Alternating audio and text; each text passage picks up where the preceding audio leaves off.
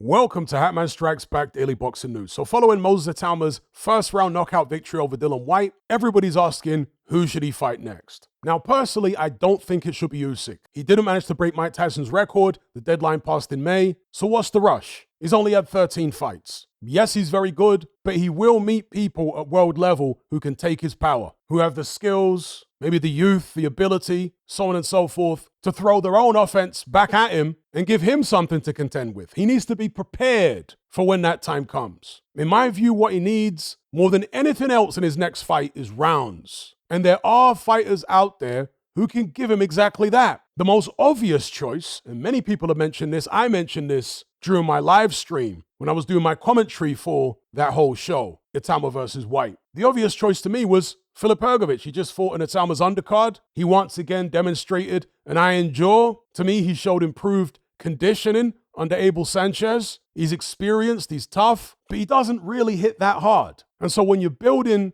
a prospect or contender like Moses Itauma, that's an obvious next step. That's a perfect next step to get him rounds. The problem is Filip Hrgović just suffered a very bad cut against David Adeleye. So he'll be out for, I want to say, a couple of months at least with a cut like that. So that probably rules him out as Itauma's next opponent because Itauma wants to get out before the end of the year. Another option would be Jarrell Miller, also an iron-jawed heavyweight. Yes, he did get stopped by Daniel Dubois, but he was on his feet and he was in the final round. Never got dropped in that fight. And he, to be fair, did take the fight on very short notice. He wasn't in tip-top condition. I know he's always blubbery, but his stamina is better in some fights than others. It was certainly better in the Andy Ruiz fight than it was in the Daniel Dubois fight. However, Jarrell Miller is apparently scheduled to fight Michael Hunter. It's not actually on the Canelo Crawford undercard. It's earlier on during that fight week. I think it's on a Thursday. Don King's apparently contesting it and saying he's still got Michael Hunter under contract, but it seems Turkey Al Sheikh, Seller, TKO, they're plowing ahead with the Jarrell Miller-Michael Hunter fight regardless. And they've got the kind of money where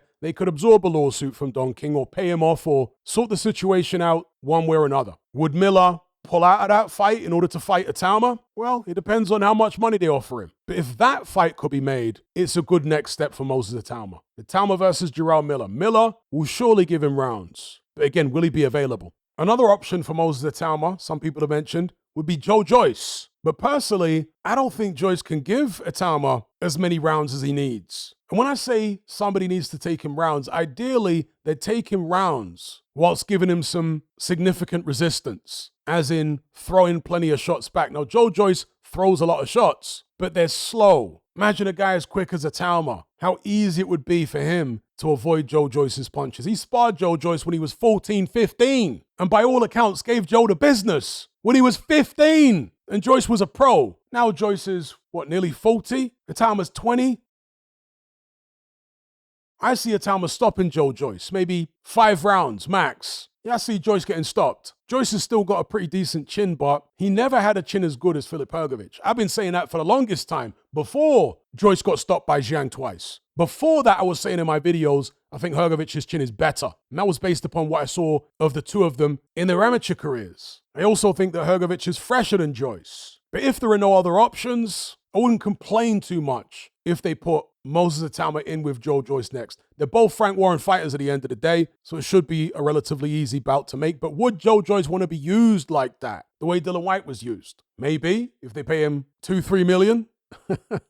Now, there's a couple of other suggestions that some people in my Element group put forward for Itauma's next fight before the end of the year. One of them is Jared Anderson. Now, while that fight to me is somewhat intriguing, if Anderson turns up in shape, mentally switched on, I say it's intriguing because he's also young. He's quite formidable offensively. He's got young man reflexes. He's got some speed himself. He's got a very nice jab. He's athletic. He can move. Anderson has demonstrated very poor defense and also questionable punch resistance. Therefore, even though it's intriguing because Anderson might be able to present some real problems to Itauma, there's the potential that that fight ends early as well. Because for me, Itauma's got better footwork than Anderson and he's more defensively responsible. I think that fight will be a shootout. I think that fight will probably be over inside 4 or 5 rounds. When you got two young guys like that, both of them are gunslingers. Do you know what I mean? I don't see that one going rounds. I mean, it could, but I think the probability of it going rounds is relatively low. And again, Itauma needs rounds. So personally, I don't think Anderson is the fight to go for next. The other suggestion that somebody else in my Element group made was Hughie Fury. The Hughie Fury that fought Joseph Parker back in the days might have been a decent shout, but Hughie Fury these days looks terrible. I think Itauma would blast him out in a couple of rounds. I don't see Hughie Fury giving Itauma any work at all. Furthermore, no promoter, I would imagine anyway, is going to want Hughie Fury to participate in a main event on one of their shows because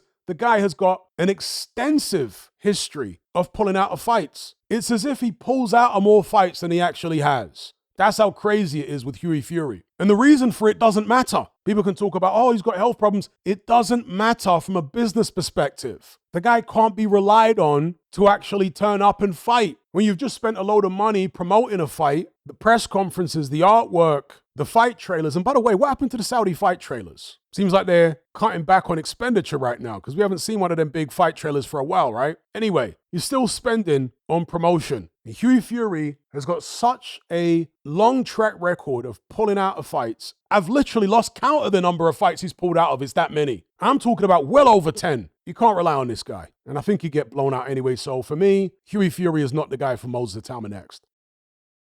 Another name some people are throwing about is Martin Bakole. I think that's an interesting fight, but I'm not sure if you put an Itauma in with Bakole right now because if Bakole's on form, it could be the kind of fight which you don't really want to take unless it's a final eliminator or it's actually for a heavyweight title. On the flip side, if Bakole's not on form, maybe Itauma smokes him in a couple of rounds like Joseph Parker did. So it's a bit, Again, for me, if I was handling Itauma, my objective is get him rounds next. That's the top priority. Never mind all these tasty matchups that we think about in the future, potential shootouts with the likes of Anderson and Bakole. We need to get him rounds as quickly as possible. And so, for me, after all the names I've mentioned have been eliminated or deemed, in my opinion, not ideal for this stage of Itauma's career, that only leaves one guy, and that's Jermaine Franklin. Some people might talk about Andy Ruiz, but I don't know. I think a more obvious choice is Jermaine Franklin because he's tough, he's wily. Not only does he take a good shot, he's also got pretty decent defensive skills. He went the distance with Dillian Whyte. He went the distance with Anthony Joshua. If Moses Itauma managed to stop him, I'd be very, very impressed indeed. And if he got through a Jermaine Franklin, then maybe Filip Hrgović is free by then. Or Jarrell Miller is free by then. Then you stick him in with those guys. You know, Itauma, because of his age and because of the fact that he's clearly a precocious talent, combined with his speed and early knockouts, so on and so forth, is being compared to a young Mike Tyson. Stylistically, he's very different to a young Mike Tyson, but he does have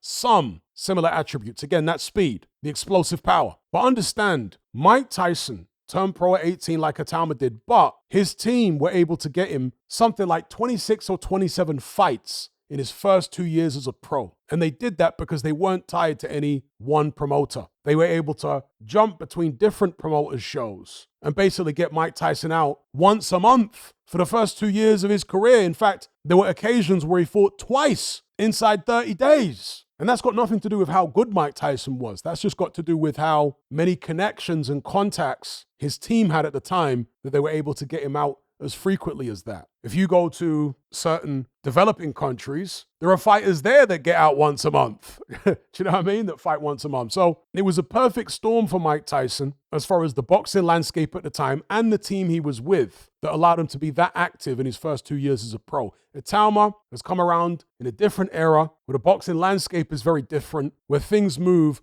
a lot more slowly. Fighters don't fight as frequently. I mean, you go back to the 1920s, many pros would finish their careers with 200 pro fights. It's not like that anymore. As I say, things move a lot more slowly.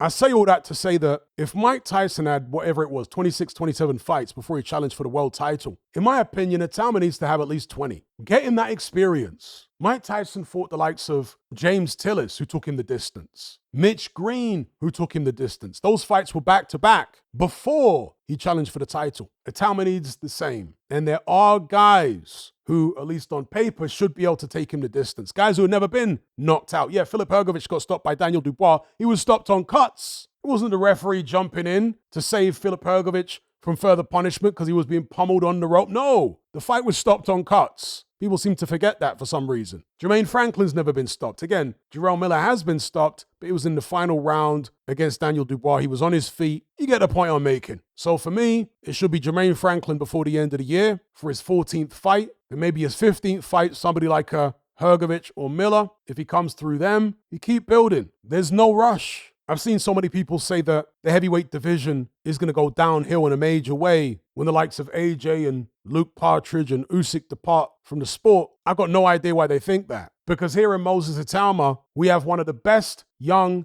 natural talents in the heavyweight division that I've seen for years. And it's not just me saying this, it's professional fighters saying this. Teddy Atlas has been singing his praises. Teddy Atlas was the trainer of a young Mike Tyson when he was an amateur. He knows talent when he sees it. And never mind if you in your 30s, 40s, or 50s can't relate to Moses Itauma's demeanor and his personality type. Trust me, these young kids around in the UK today, they relate to Moses Itauma. His demeanor, the way he talks, his vibe, they totally relate to it. That's how a lot of the young kids are nowadays. And if they relate to it, that means he's going to be popular. Will he be as popular as Anthony Joshua? Well, Anthony Joshua brought in a lot of females. Obviously, he had plenty of male viewers, supporters, fans, etc. But he was marketed in such a way that he became popular with females. I don't think Itauma is going to be that kind of celebrity, but he doesn't necessarily need to be in order for the heavyweight division to be healthy, in order for heavyweight boxing to be popular. He's going to have demand them, basically, supporting him, tuning in, not just because of the fact they can relate to his personality type, but also because of the way he fights. To me, it looks like heavyweight boxing is in good hands here, moving forward past the old guard. Anyway, those are my thoughts. Give me your thoughts in the comment section below. Again, to reiterate, I think Jermaine Franklin will be the perfect next opponent for Moses Itauma before the end of the year if Filip Hrgović and Jarrell Miller